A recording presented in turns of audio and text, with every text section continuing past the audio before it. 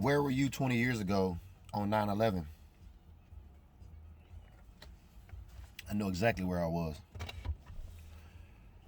I was on the freeway driving into work. I was in the Navy at the time, stationed in Los Angeles as a recruiter. I was residing in the Seal Beach Navy housing there. So I got up like every morning and started driving into work and headed on 92.3 The Beat and was listening to Big Boy at the particular time. And that's when the first plane had crashed into one of the towers in New York. And the first thing I could think of was somebody fucked up.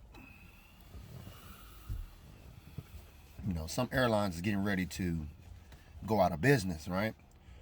This was before Web 2.0, before scrolling internet and all of that other stuff. This was still Web 1.0. So all you really had at that particular time was the radio or TV.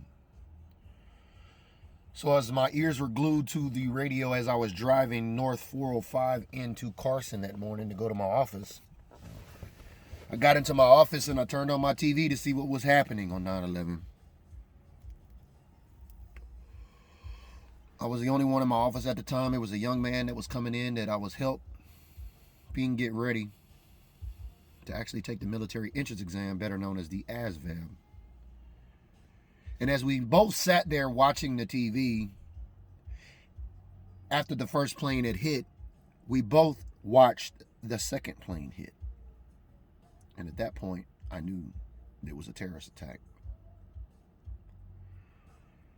It wasn't shortly after that we had received a call to our offices that all personnel must go home. All military members were potentially targets at that point.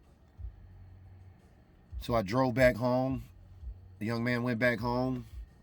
We watched the TV. We were stuck there watching the TV. We could not believe our eyes on what was happening as the buildings were falling. It's a day that I'll never forget.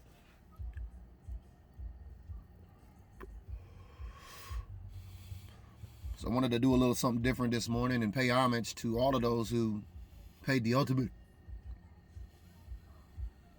sacrifice for this country. And for all the men and women that went to work that morning in those buildings and will never be able to come home again. Whether that attack was right or wrong, whether America was right or wrong, it doesn't matter. Lives were lost on American soil. And so 20 years ago today, where were you on 9/11? I can tell you very vividly exactly where I was at. So as you go about your day today, make sure you say a prayer and think about those who never were going to be able to come back home that day on 9/11.